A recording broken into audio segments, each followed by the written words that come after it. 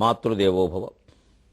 అస్థిర జీవనం మునకు ఆత్మమయంబగు క్షీరవార్ధికిన్ సుస్థిర బంధమేర్పరచు శుద్ధ మనంబు నొసంగినట్టి నీ అస్థికలెందుగల్పవలెనమ్మరో. బాసరతీర శారదాంఘ్రిస్థిత గౌతమీ సలిల రేఖలలో నిను చూచుకొందునే. బాసరతీర శారదాంఘ్రిస్థిత గౌతమీ గౌతమీ సలిల రేఖలలో నిను చూచుకొందునే. ఏబిఎన్ ఆంధ్రజ్యోతి ప్రేక్షక మహాశయులందరికీ నవజీవన వేదం అనే కార్యక్రమంలో 98వ భాగానికి స్వాగతం పలుకుతాం. త్వరలో మనం 100వ భాగానికి చేరబోతూ ఉన్నాం. 100వ భాగం ప్రసారం అయ్యే రోజున ఖచ్చితంగా అందరూ, ముఖ్యంగా కొత్తగా పెళ్ళైనటువంటి దంపతులు కాగితాలు కలాలు పుచ్చుకొని కూర్చోండి. మీకు ఒక మంచి ప్రసాదం అందించబోతుంది. అనగా ఎల్లుండి. ఈవేళ 98 చూద్దాం. భగవద్గీతలో పరమాత్మ అంటున్నాడు, అసలు ఈ సృష్టి నిర్మాణ రహస్యం అంతా చెబుతున్నారు, గమనించండి.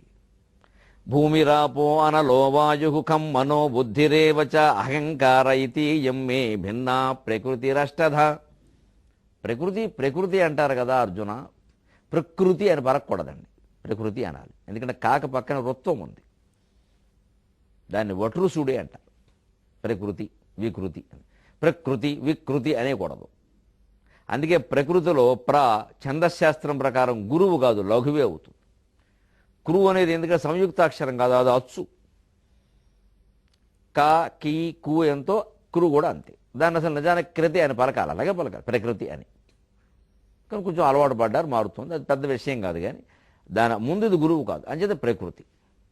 చూడండి దాని మాట. కృతి అంటే చేయబడినది, త్యాగరాజ కృతి, తీర్చిదిద్దబడినది. ఒక సంగీత శాస్త్రం ప్రకారం తీర్చిదిద్దబడింది కాబట్టి కృతి అన్నారు.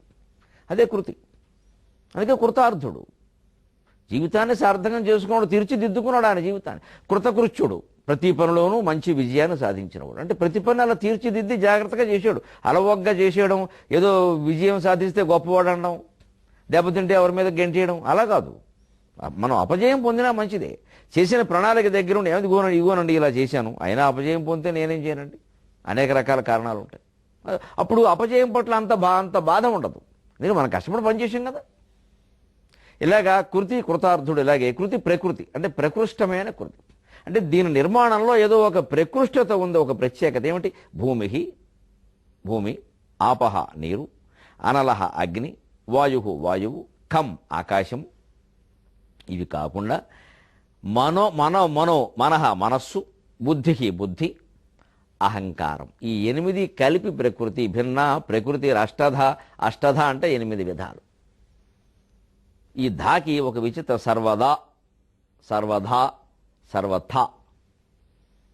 ఇది ఒక విచిత్రమైన మాట. కొంచెం కాస్త భాష మీద ఆసక్తి ఉన్నవాళ్ళు గ్రహించి తెలుసుకోవాలి. సర్వదా అంటే అర్థం వేరు. మనం దానంలో దాబెట్టాం, అక్కడ సర్వధా అక్కడ అవధానంలో దాబెట్టాం, దాని అర్థం వేరు. సర్వథా, బహుధా, వృధా అన్న దాంట్లో దాబెట్టాం, అది వేరు. ఏమిటి? సర్వదా అన్నప్పుడు దా అంటే అన్ని వేళలా, ఆల్వేస్ అని అర్థం ఆంగ్లంలో. సర్వధా అన్ని విధముల, అన్ని మార్గములలో, అక్కడ కూడా ఆల్వేస్, డబల్ ఎల్ ఉండాలి. సర్వదా అంటే అన్ని వేళల, సర్వధా అంటే అన్ని విధముల. అలాగే సర్వథా అన్ని విషయముల యందు. సర్వథా అప్పుడు పొట్టలో చుక్క పెట్టాం, అన్ని విషయముల యందు. సర్వదా అన్ని వేళల, సర్వధా అన్ని విధముల, సర్వథా అన్ని విషయముల యందు అని ఇంత థాకి ఇంత తేడా. అందుకని ఖచ్చితంగా అక్షరాలు ఎలా ఉన్నావో అలాగే నేర్చుకోవాలి, కానీ ఈ పొట్టలో చుక్క ఎందుకు అని తీసేయకూడదు. అన్నీ అవసరమే. మన పొట్టలో ఓ చుక్క పడిందే మనకు ఆకలి తీరిందే, మన పొట్టలో ముద్దెంతో ఆ పొట్టలో చుక్క అంతే, మానేకూడదు. అలాగే అన్ని అక్షరాలు ఉండాల్సింది. ఇక్కడ చూడండి, అష్టధ అంటే 8 విధములుగా.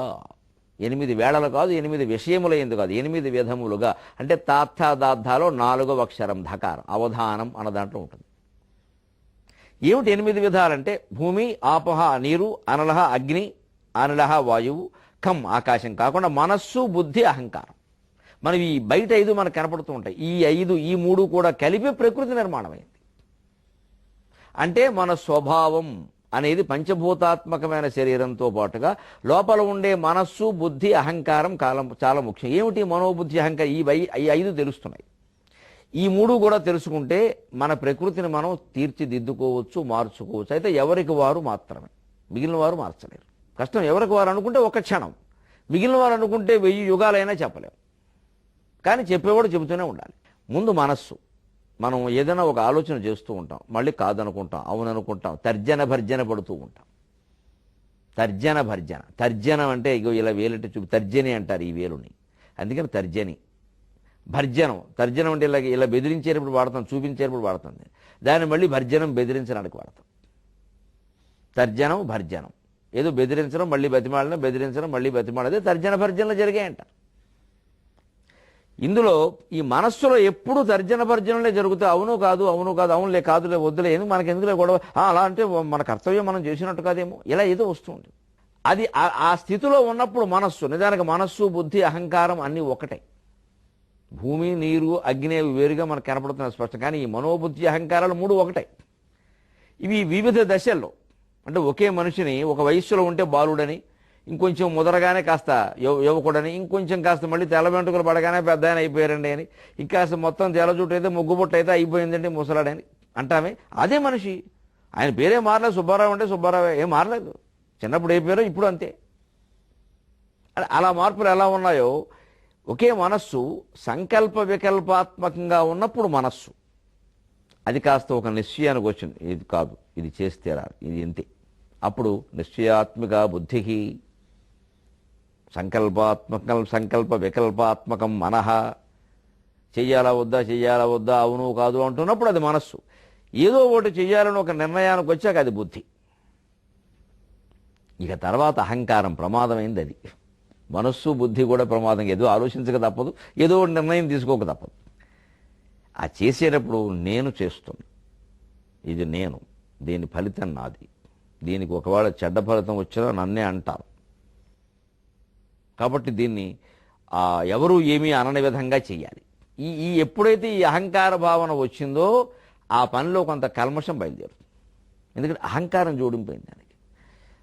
సిద్ధ్యోర్ నిర్వికార, సిద్ధించినా సిద్ధించకపోయినా పర్వాలేదు, నేను ఆలోచించాను, ఒక నిర్ణయం తీసుకున్నాను, దాన్ని అమలు చేస్తున్నాను, దాని ఫలితాలు ఎలా ఉన్నా మంచిది. ఇది నేను చేయడం లేదు, తప్పనిసరి ఇలా చేయవలసి వచ్చింది, నా ద్వారా జరుగుతోంది. ఇప్పుడు ఇది అహంకార రాహిత్యం. అహంకారం అంటే ఇక్కడ గర్వం కాదు, నేను చేస్తున్నాననే స్పృహ అహంకారం. ఇది నాకు సంబంధించింది కాదు, మామూలుగా జరగవలసింది జరుగుతుంది, నా శరీరం ద్వారా జరుగుతోంది అనడం అహంకార రాహిత్యం. ఆ శరీరం ద్వారా జరుగుతోంది, నేను నిమిత్త మాత్రుణ్ణి అనేటువంటి భావన ఎప్పుడు మనస్సులో ఉంటే మనం అహంకారానికి లోను కాకుండా ఉంటే దుఃఖం కూడా ఉండదు. ఎందుకంటే పరిణామం ఏదైనా మనం బాధపడేది ఏం లేదు. నేను చేస్తున్నాను అనేసరికి నేను చేసే పని దెబ్బతింటే ఎలాగా, నా పరువు పోదు. నిజమే, పరువు అంటే అది మంచి పరువా చెడ్డ పరువా, ఏమిటా పరువుకు అర్థం ఏమిటి అసలు? మనం చాలామంది పరువు గురించి బాధపడతాం. ఏమిటా పరువు? అదొక భావన. 10 మంది కలిస్తే మనం ఏదో గౌరవించడం, ఇలా అడుగుతారేమో. అసలు చాలామంది అడగరు. వీళ్ళ గొప్ప విషయం ఏమిటంటే, ఈ అపార్ట్మెంట్ సంస్కృతి అనేది మనకు వచ్చిన తర్వాత ఒక దురదృష్టంలో గొప్ప అదృష్టం ఏమిటంటే, ఇంట్లో 2 హత్యలు జరిగిపోయి 2 శవాలు 2 రోజుల పాటు కుళ్ళిపోయినా పక్కింటి వాళ్ళు పట్టించుకోరు. నమో నమః. ఇదో సౌకర్యం అండి. అలాగంటే అసౌకర్యం అండి. ఏం చెప్పలేం దీనికి. ప్రపంచం అంతే. తెలియదు, మాకు తెలియదండి, ఏమిటో ఉన్నారనుకున్నాము అంటారంతే. ఇది ఒక రకంగా మంచిది. ఎందుకంటే పూర్వం ఇదే పల్లెటూళ్ళలో అయితే హత్యల వరకు అక్కర్లేదు. అసలు చిన్న కేక ఎవరింటోనన్నా, ఒక పిల్లాడిని ఒకరన్నా తల్లో తండ్రో కేకలు వేస్తే మర్నాడు పక్కింటి మొత్తం ఇంటికి వచ్చేసి ఏమిటి పిల్లాడిని అలా అలరపెట్టేస్తున్నారు అని మొదలెట్టేస్తున్నాడు. ఇప్పుడు వీళ్ళు 1 గంట చెప్పాలి ఆవిడికి సంజేసి.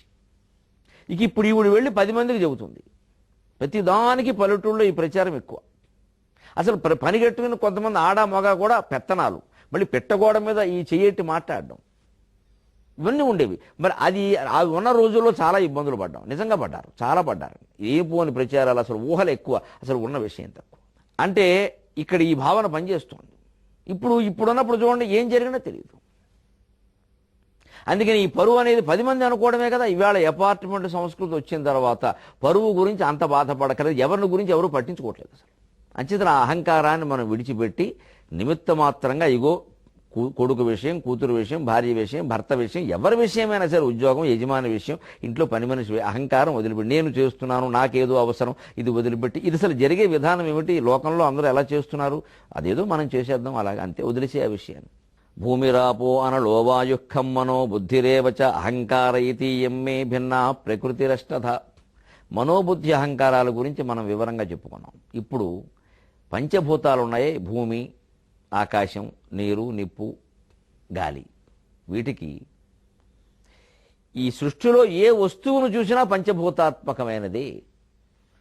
అంతటా ఒకే పదార్థం, అంతటా ఒకే పదార్థం, అదే భగవంతుడు అంటాం కదా తత్వశాస్త్రం ప్రకారం. పెద్దవాళ్ళందరూ అదే అంట. ఎలా నిరూపణ చేస్తాం? మన ఎదురుగా ఏదో ఒక మంచం ఉంది. అది ఏమిటి?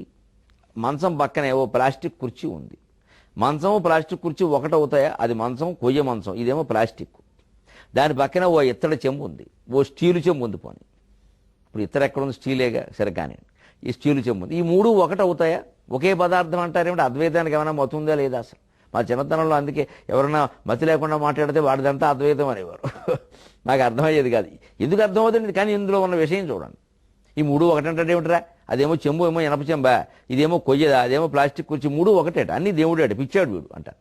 కానీ ఆలోచించండి, ప్లాస్టిక్ కుర్చీ కదా, పోనీ కొయ్య మంచం కదా, కొయ్యకి మూలం చెట్టు, చెట్టుకు మూలం మట్టి, మట్టికి మూలం నీరు, నీటికి మూలం అగ్ని, అగ్నికి మూలం వాయువు, వాయువుకు మూలం ఆకాశం, ఆకాశానికి మూలం పరమాత్మ.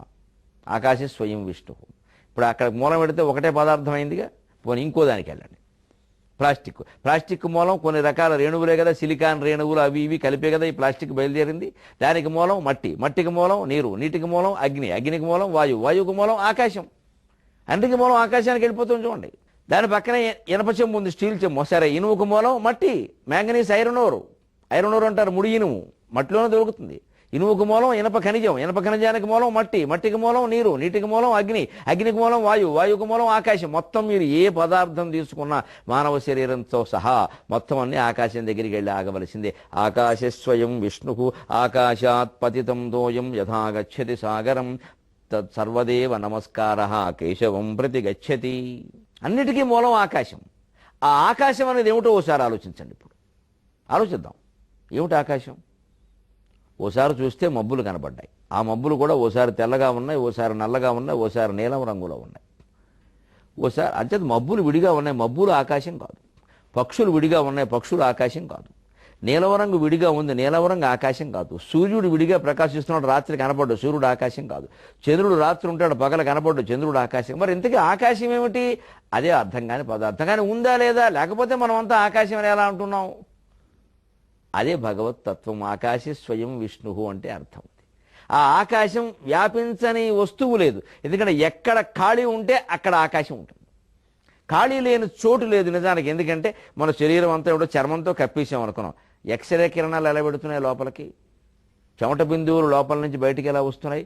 చెమట రంధ్రాలు ఉన్నాయా లేదా? ఎక్స్రే కిరణాలు లోపలికి తన్నుకుంటూ పెడుతున్నాయా లేదా? గోడ మొత్తం అడ్డంగా కట్టేసాం అనుకున్నాం మనం. గోడ యువతల నుంచి ఇవాళ కిరణాలు ప్రసారం చేస్తే గోడ అవతలు గడుతున్నాయి, గోడ అవతల దృశ్యాన్ని ఫోటో తీస్తున్నాయి. అంటే గోడలో కొన్ని రంధ్రాలు ఉన్నాయా లేదా? మన శరీరంలోంచి చెమట బయటకు వస్తుంది అంటే చెమట రంధ్రాలు ఉన్నాయా లేదా?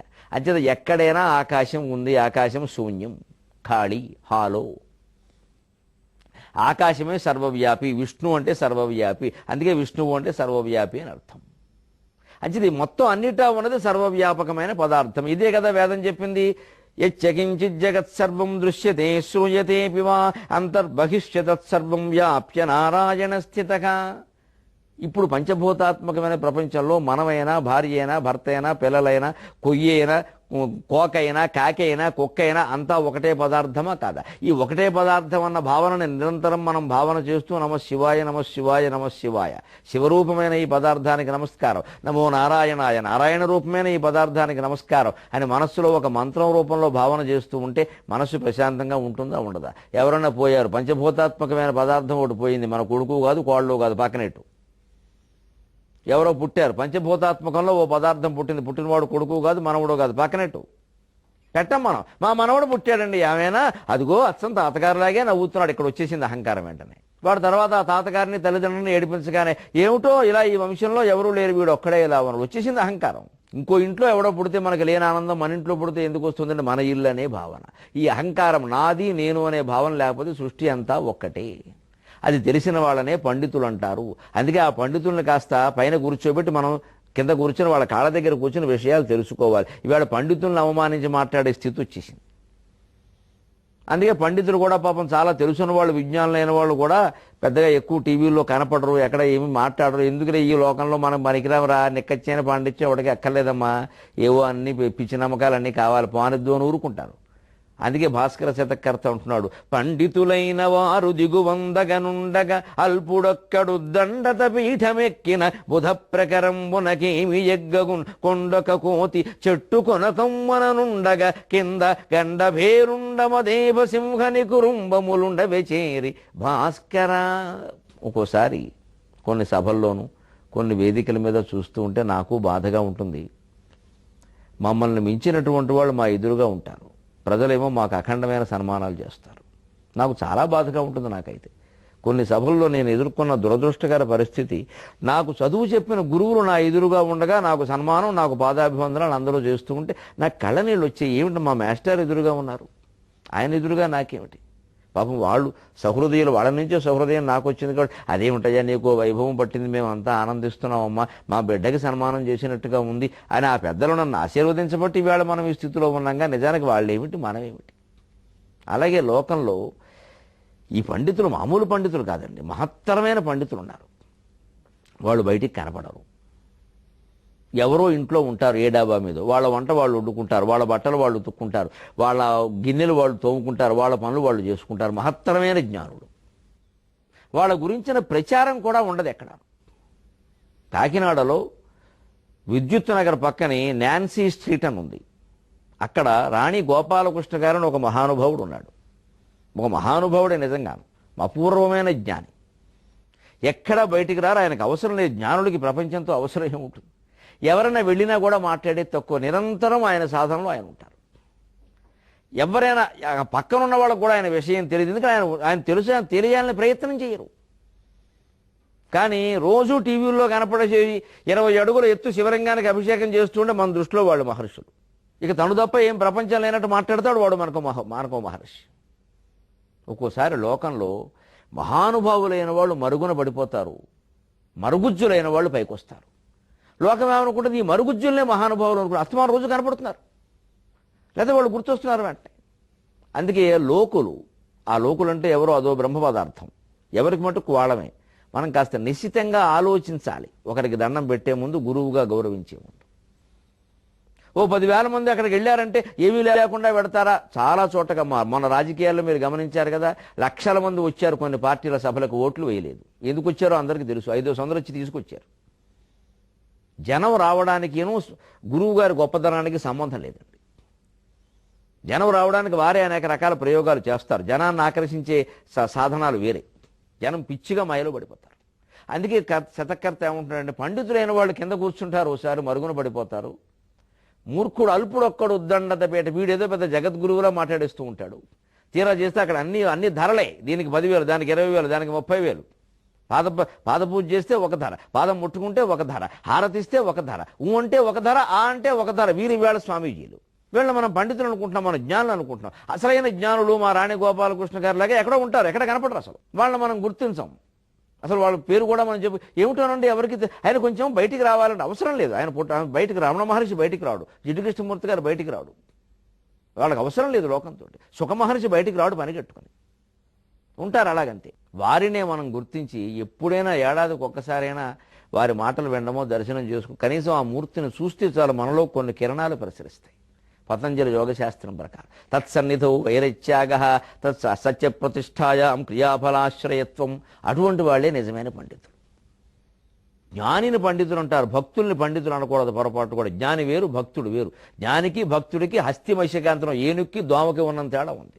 భక్తుడైన వాడు ఎంతో కృషి చేస్తే తప్ప పండితుడు కాడు, జ్ఞాని కాదు. జ్ఞాని కావాలి, భక్తుడు అవ్వడం సమస్య కాదు.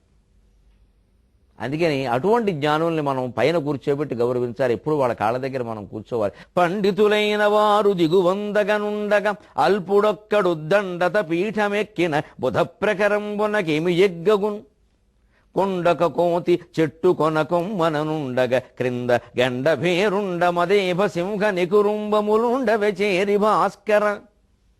మహాజ్ఞానులైన వాళ్ళు మరుగున పడిపోవడం, జనం ఎవరూ వారిని గుర్తించకపోవడం, అసలైన జ్ఞానాన్ని పొందకపోవడం, మాయలు మరాఠీలు చేసేవాళ్ళు మహానుభావుల కింద ప్రచారం కావడం ఎంత దురదృష్టం అండి. ఇది ఎటువంటిదంటే అడవిలో ఓ చెట్లు ఉంటుంది, కోతి ఏమో చెట్టు కొమ్మ మీద ఉంటుంది, కింద సింహం, ఏనుగు, పెద్ద పులి, ఖడ్గమృగం లాంటి భయంకరమైన ప్రతిభావంతమైన తేజోవంతమైన జంతువులన్నీ ఉంటాయి.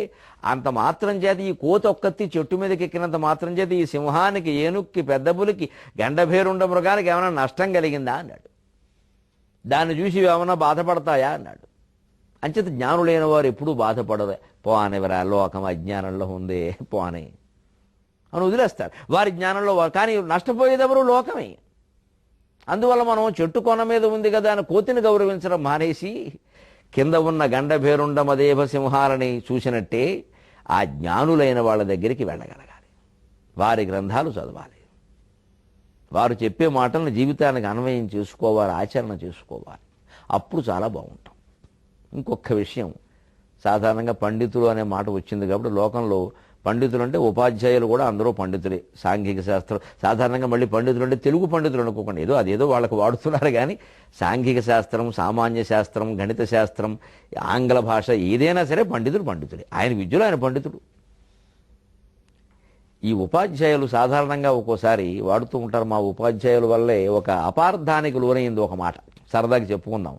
ఒక జాతీయం, దండం దశగుణం భవేత్ అన్నారు. ఓ దెబ్బ ఇస్తే కానీ చదువు రాదు. అప్పుడు ఇలా వాడతారు, దండం దశగుణం భవేత్. ఇది పూర్తిగా అపార్థానికి గురైన సామెత.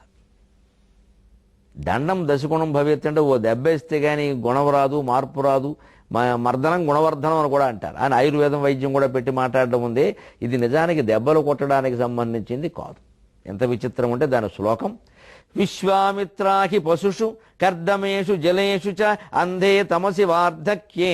విశ్వామిత్రాహి పశుషు కర్దమేషు జలేషు చ అంధే తమసి వార్ధక్యే దండం దశగుణం భవేతు.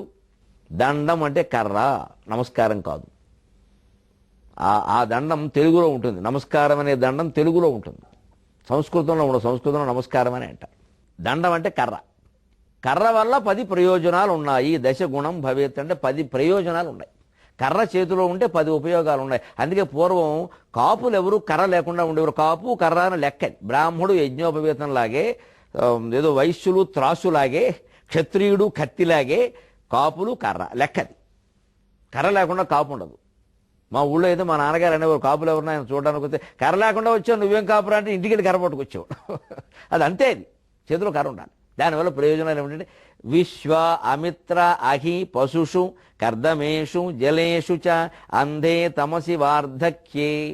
ఇందులో విశ్వామిత్రాహి అంటే విశ్వామిత్రుడేమో అనుకుంటాం, పొరపాటు. అదే సంస్కృత సాహిత్యంలో ఉండే గమ్మత్తు. కాస్త సూక్ష్మంగా వెళ్ళాలి. విహి శ్వ అమిత్ర 3 మాటలు ఉన్నాయి అందులో. విహి అంటే పక్షులను కొట్టడానికి, అదిలించడానికి కర్ర ఉపయోగిస్తుంది. శ్వ కుక్కల్ని కొట్టడానికి ఉపయోగిస్తుంది. అమిత్ర శత్రువులు దాడి చేస్తే ముందు ఆత్మరక్షణ ఆయుధంగా ఉపయోగిస్తుంది. అహి పాములు వస్తే కొట్టడానికి ఉపయోగిస్తుంది.